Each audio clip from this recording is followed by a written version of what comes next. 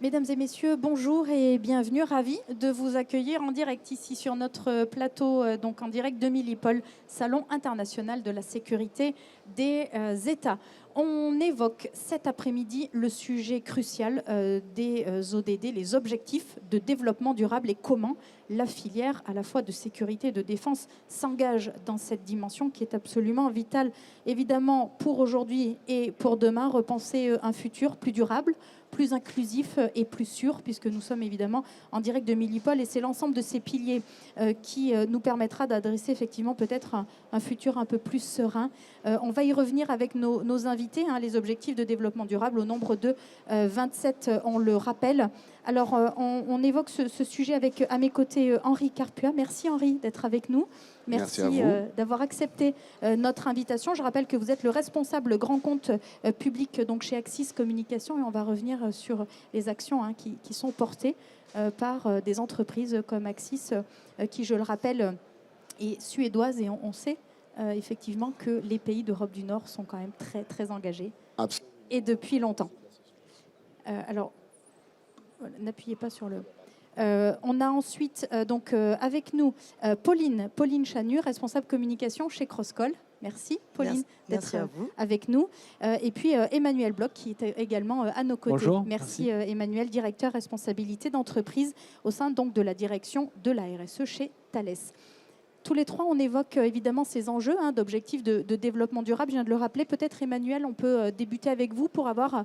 je dirais cette vision un petit peu globale de la filière de la sécurité, puisque l'idée, c'est bien effectivement qu'il y ait des actions qui soient portées par chacune des entreprises, mais on le sait et on l'a compris, c'est ce collectif qui fera la différence.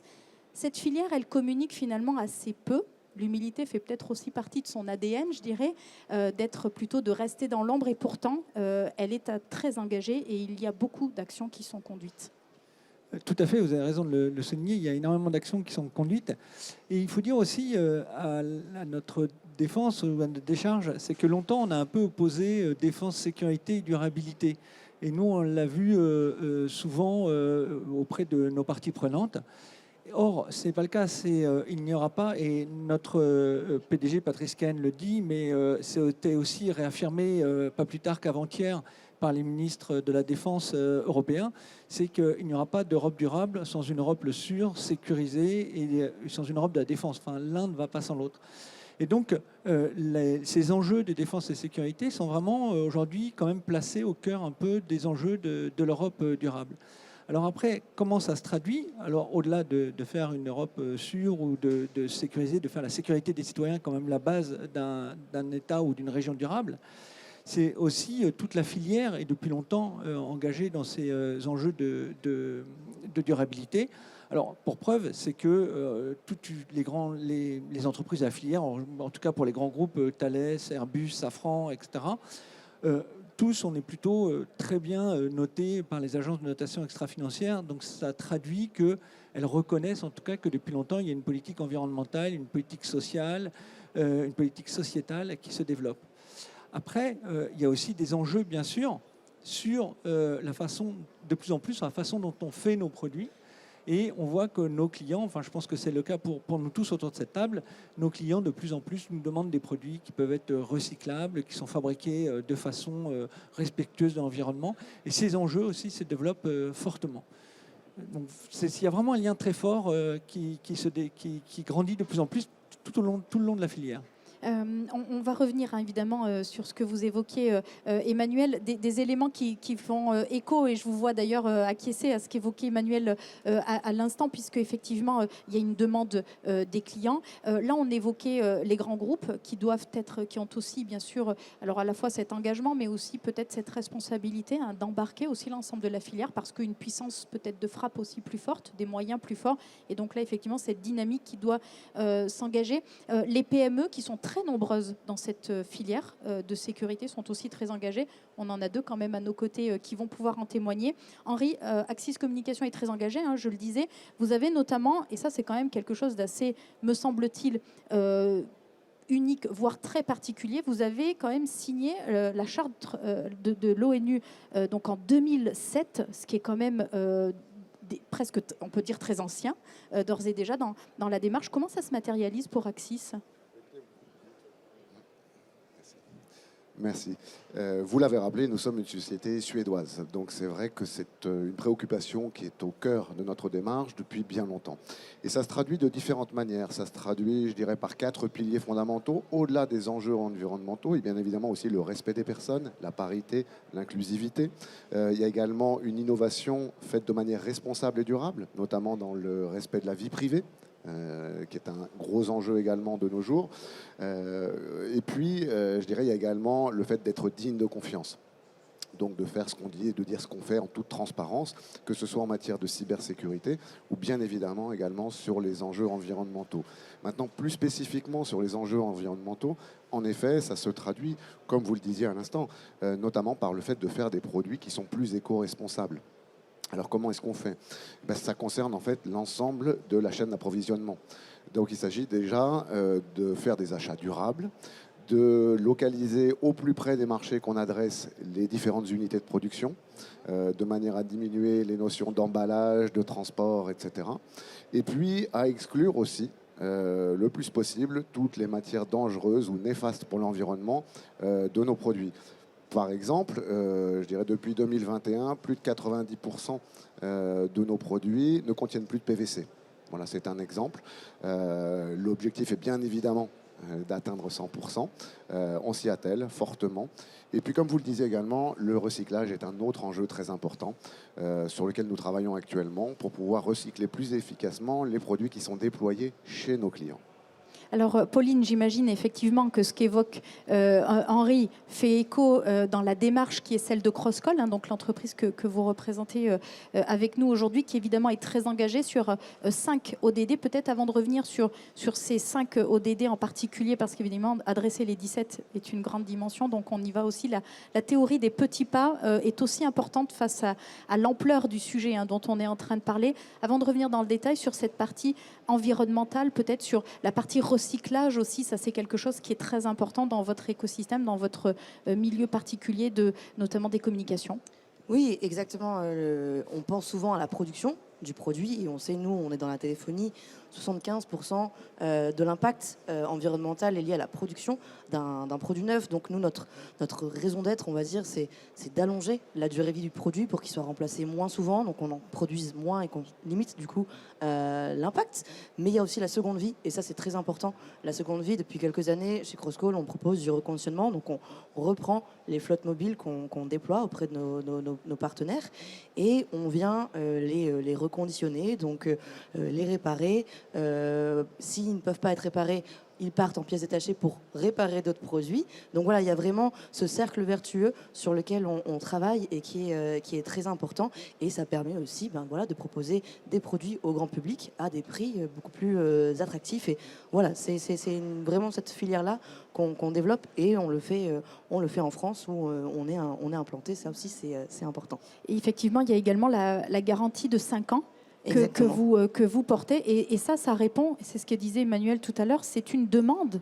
C'est une demande aujourd'hui des clients ou des consommateurs, selon de qui on parle. Mais concrètement, vous qui adressez ici, au cœur de Milipol, les forces de sécurité et de sécurité publique, c'est aujourd'hui une demande très forte, notamment du ministère de l'Intérieur, sur cette dimension de responsabilité environnementale. C'est une demande extrêmement forte. On le voit, nous on répond en continu à des appels d'offres. Et le critère RSE, politique, environnementale, que ce soit par le produit lui-même ou l'entreprise en tant que telle, il est de plus en plus présent et il devient vraiment très, très, très important dans la réponse et très, très jugé. Donc voilà, on ne peut pas passer à côté. Donc nous, c'est des choses sur lesquelles on travaille et ça favorise une bonne dynamique parce que on a des contraintes, et du coup on avance, on fait tous des efforts et nous-mêmes on demande des efforts aux partenaires avec lesquels on travaille. Donc voilà, c'est encore là un cercle vertueux. Oui, c'est une chaîne qui s'opère et où chacun quelque part a un rôle à jouer. Alors si je reviens peut-être sur ces différents ODD, donc je le disais, il y en a 5, c'est exact, Pauline. Je les rappelle peut-être pour nos internautes. Donc on a l'égalité entre les sexes, le travail décent et la croissance économique, c'est ce qu'évoquait aussi Henri, l'industrie, l'innovation et l'infrastructure, la consommation et la production responsable, on vient d'en parler, et donc toutes les mesures relatives à la lutte contre le changement climatique. Ce sont les 5 sur lesquels vous avez choisi de faire un effort particulier. Est-ce qu'on a des éléments, peut-être on a parlé de l'environnement, autour de l'égalité notamment, est-ce qu'on peut citer quelques actions qui permettraient d'illustrer finalement concrètement comment ça s'opère ? Bien sûr. Alors, au niveau de l'égalité, notamment l'égalité homme-femme, on veille à ce qu'une rémunération sur un poste équivalent soit la même entre une femme et un homme, que pareil au niveau des augmentations, que les femmes en retour de congé maternité bénéficient de la même politique de rémunération et d'augmentation. On a par exemple aussi dans notre direction, les femmes sont représentées de la même façon que dans l'entreprise. Donc on a 2 femmes qui sont membres du COMEX. Voilà, on a cette représentativité qui est aussi très importante. Et on a des femmes qui sont promues au même niveau que les hommes. Et on est par exemple très fiers d'avoir une des seules femmes CTO dans la technologie. Donc voilà, c'est avec des postes importants et techniques qui plus est, parce que souvent dans la technique, on a du mal, ou en tout cas l'image perçue, c'est souvent les hommes, la technique, c'est un peu malheureux, mais c'est ce qu'on essaye de promouvoir et de mettre en avant. Et donc vous y travaillez, puis effectivement c'est pour l'ensemble de la filière, hein, les enjeux de sécurité et de défense historiquement, effectivement peut-être résonner plus dans un univers masculin, et donc effectivement il y a aujourd'hui cette nécessité d'ouvrir, parce que la diversité est évidemment une richesse, et d'ailleurs cette table ronde en est, je pense, l'illustration avec une parité parfaite. Emmanuel, les ODD, évidemment, au cœur de la stratégie RSE de Thales. Vous avez 4 ODD sur lesquels vous avez des actions particulières, si je ne me trompe pas. Est-ce qu'on peut revenir sur ces différentes dimensions ? Peut-être on parlait d'égalité, peut-être faire un focus sur la diversité ensemble ? Tout à fait. Oui, effectivement, les ODD sont au cœur de la stratégie Thales. Alors, on est signataire du Pacte mondial des Nations Unies depuis 20 ans. On a fêté notre 20e année l'année dernière. Et on est passé au stade Advance, et puis là même on est passé devant on a été un des premiers groupes à faire la communication sur le progrès, la nouvelle mouture en fait de la communication sur le progrès du Pacte mondial des Nations Unies. Donc c'est un engagement qui est très fort, qui est durable et qui nous tient beaucoup à cœur. Alors pour revenir sur les ODD, parce que c'est un lien évidemment avec les ODD, donc nous on a décidé d'en mettre 4 en avant qui correspondent à vraiment notre ADN, et sur lesquels on fonde, en tout cas qui sont au cœur de notre stratégie. Alors il y a le premier, c'est l'industrie innovation, et bien sûr on retrouve celui-là, je pense qu'il a assez commun, c'est cette industrie qui est très innovante. Donc concrètement, nous c'est chaque année 1 milliard d'euros qui sont mis dans la R&D pour développer les nouveaux produits, et puis pour essayer bien sûr de créer aussi des solutions qui soient plus durables et qui répondent à ces enjeux de durabilité qu'on évoquait juste avant.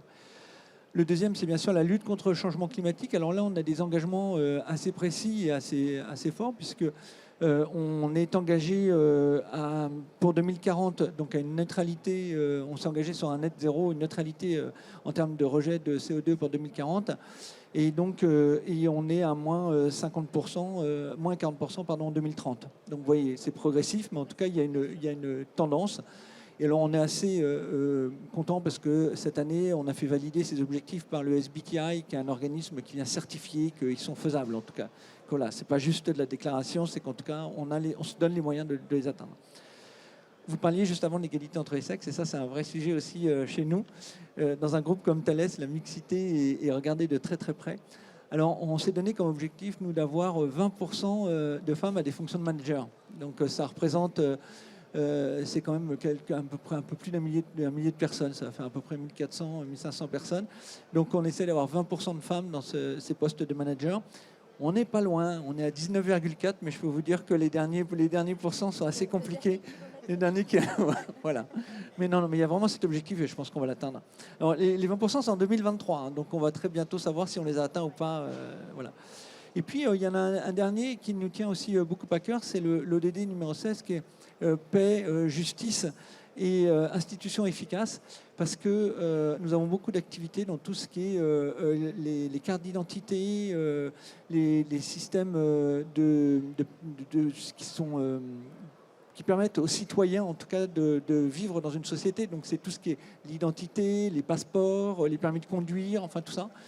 Et donc, ça nous paraît des éléments essentiels. Alors d'ailleurs, c'est un des objectifs de l'ONU. Hein. Je crois que un des ODD, c'est de donner une identité à chaque citoyen, exactement.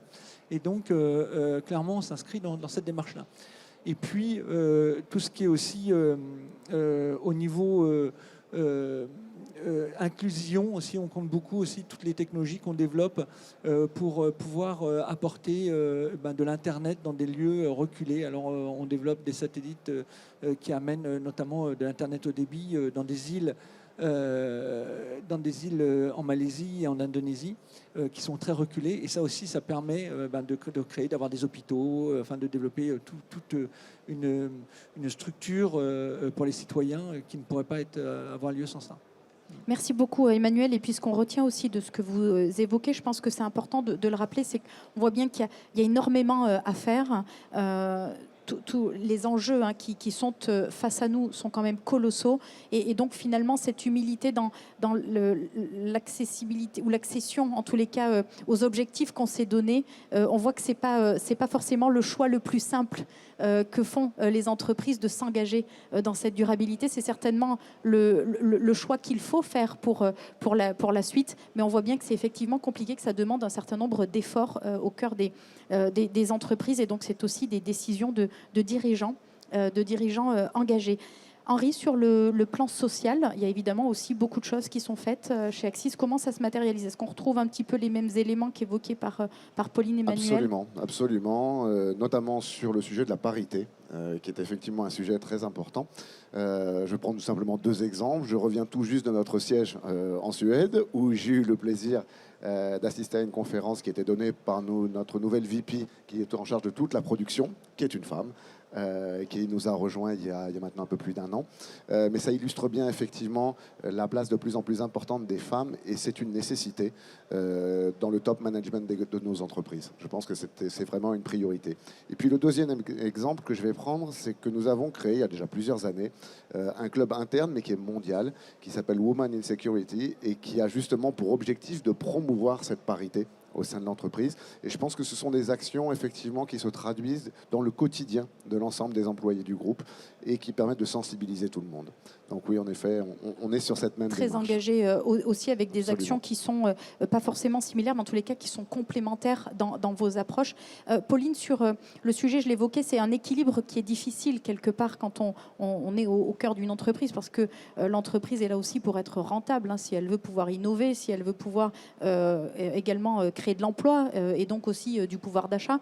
Et en même temps, ce choix qui est fait de la durabilité, si on traduit le sustainability dans cette dimension-là, fait qu'il faut trouver un équilibre entre rester compétitif, être durable, être inclusif et en même temps continuer d'innover. Comment est-ce qu'on arrive à porter cette dimension-là dans une PME ?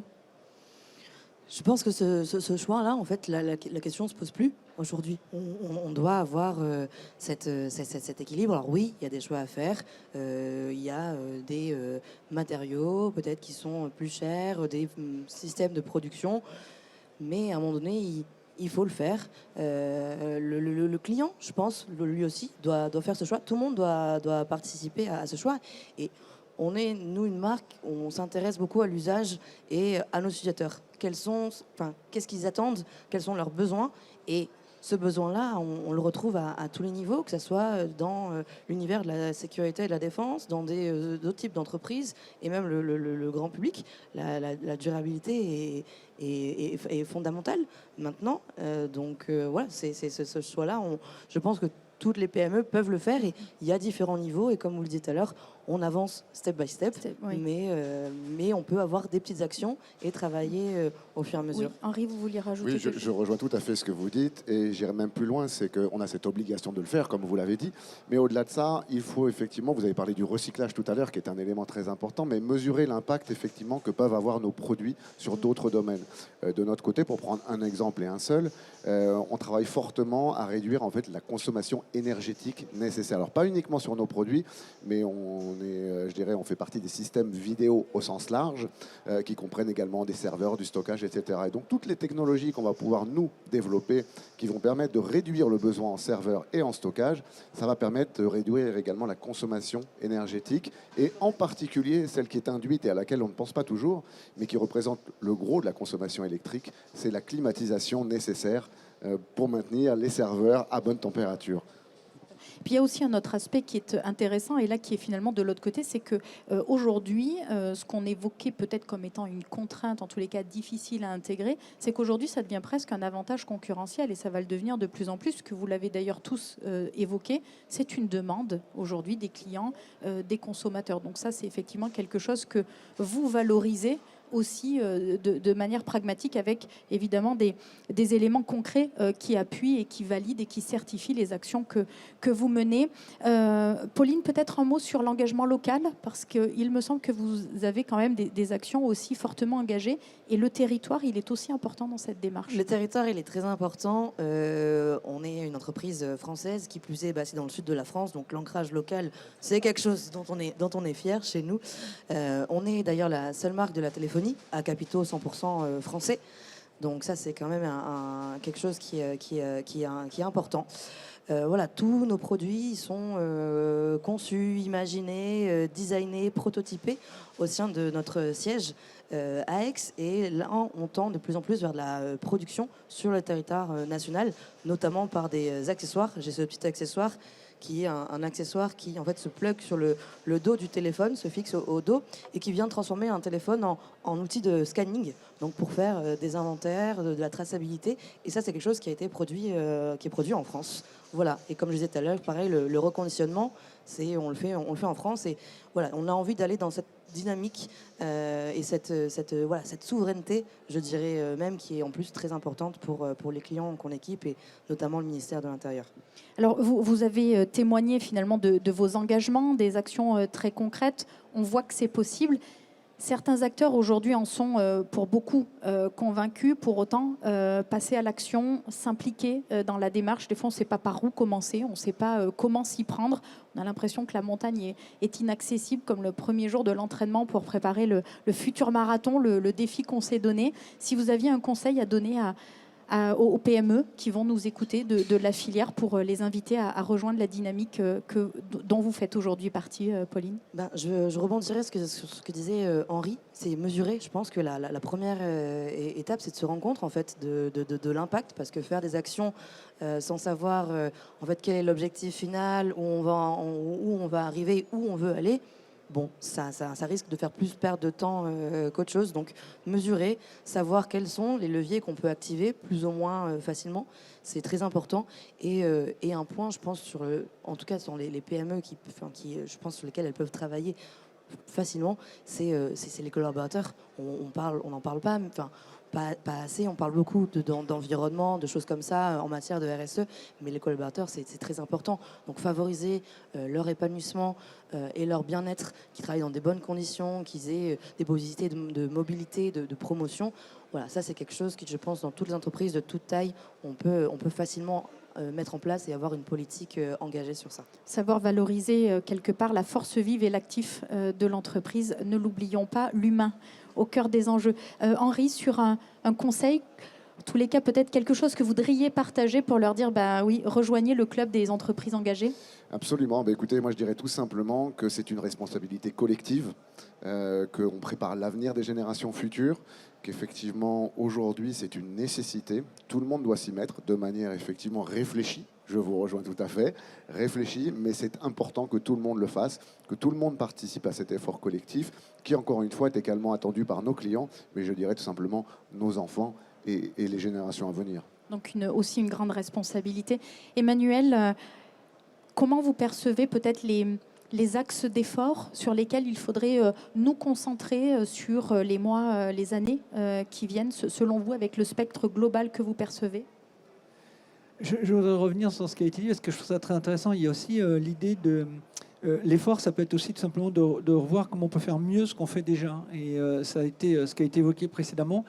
Nous, on le voit, par exemple, chez nous, en termes de l'intelligence artificielle. Par exemple, essayer de trouver une intelligence artificielle qui soit plus frugale en énergie, qui demande moins d'énergie, qui soit plus frugale en données.